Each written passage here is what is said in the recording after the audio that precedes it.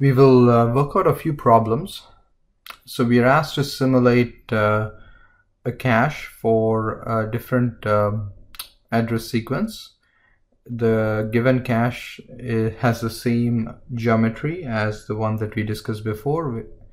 So it is a direct mapped cache with the write allocate and write back policy. So write allocate means when you have a store to a cache block, and if it's a cache miss, you would allocate a cache line for it.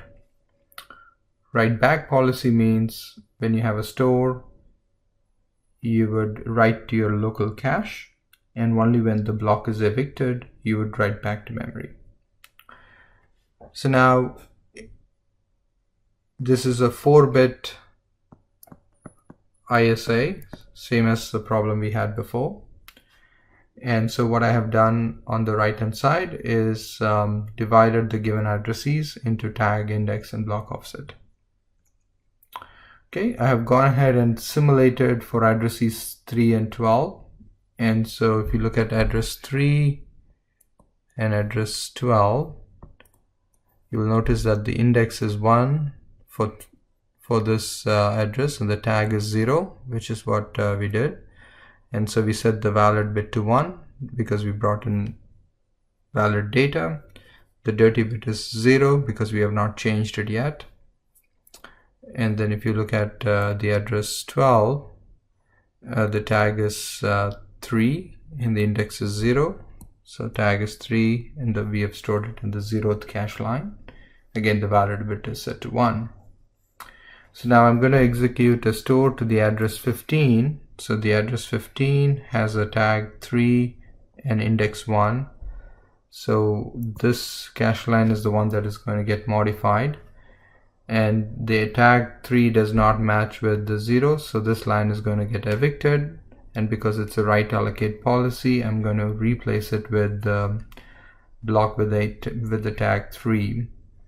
The value that I'm going to write is going to be defined by the register R2. So R2 is going to write 19 to the second byte in the block, which is what happened here. So I fetched this block and I overwrote 225 with 19. And of course the memory is not going to get updated because it's a write back cache. So therefore I just need to set the dirty bit so that when this block does get evicted, I would make sure to write back the data into memory. So the next address for us is 4, tag is 0, index is 0. Sorry, tag is 1, index is 0.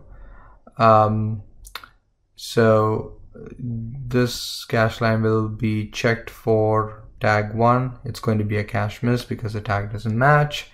And so I would have to do the same exercise that I did for the address 15, which is to bring the data in and write the value 123 to the first byte, 71.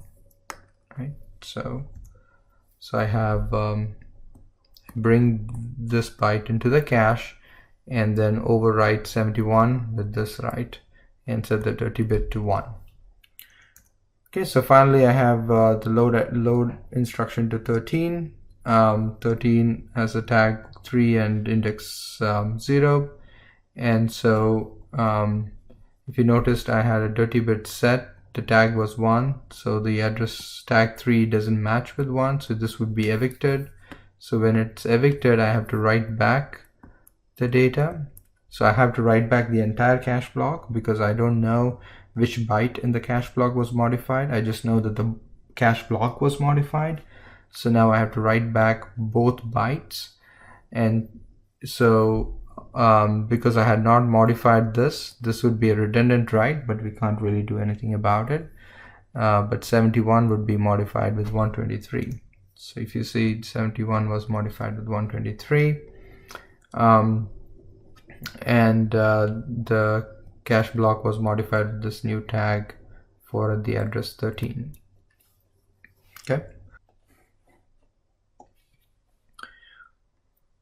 So let's look at another cache problem. So in this problem, we are given certain information about the architecture and the cache design. So I have a 32-bit address, and the number of the size of the cache is 32 kilobytes. Each block is of size 128 byte. Now this is more realistic, and it's a write back cache. So now we are asked to figure out the overheads of this cache, and that would require that I figure out the number of tag bits. So to figure out the tag bits, I need to figure out a few things before. I need to know the number of cache lines. So that is going to be the size of the cache divided by the block size. It's often easier to do this math if you convert everything to 2 to the power of something. So 32 is 2 to the power of 5.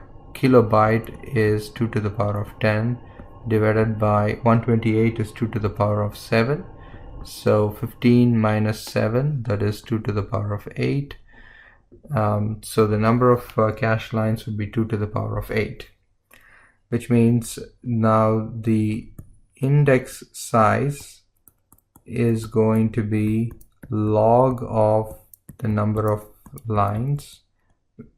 You just figured out the number of lines is 2 to the power 8, which means it's going to be 8 bits. So now that we have the index size, let's also compute the block offset size. So the block size is 128 bytes. So the block offset size is going to be log of 128, which is going to be 7 bits. So if I have a 32-bit address, I have 7 bits of block offset, 8 bits of line index, the index that you use to select the cache line in a direct mapped cache, and then the remaining, which is 32 minus 8 minus 7, which would be 32 minus 15, that will be 17 bits. So an address is composed of these 3 parts. This would be the tag, this is your index, and this is my block offset.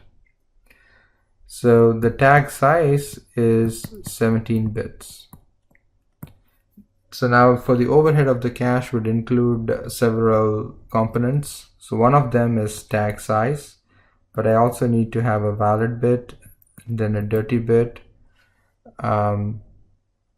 So it's going to be 19 bits, and I have 2 to the power of 8 cache lines.